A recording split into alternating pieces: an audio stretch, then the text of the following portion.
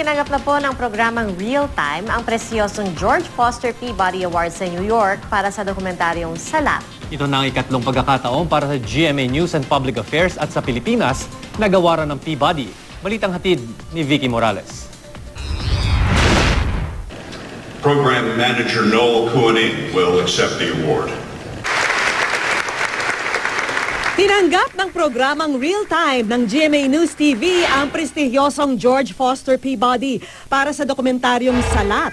Kwento ito ng batang si Mary Rose na nanggaling sa isang salat o mahirap na pamilya.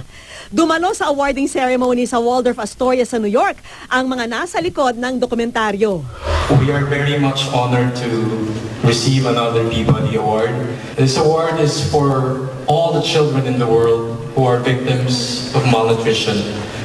Our subject, Mary Rose, in spite of hunger, remains hopeful and continues to dream.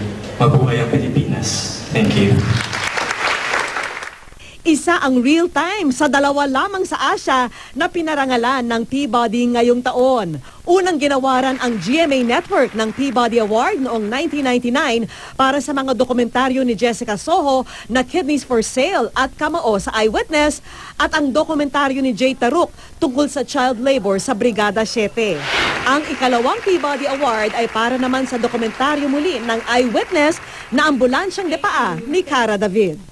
Ang Peabody na ito ng Real Time ang kauna-unahan para sa GMA News TV.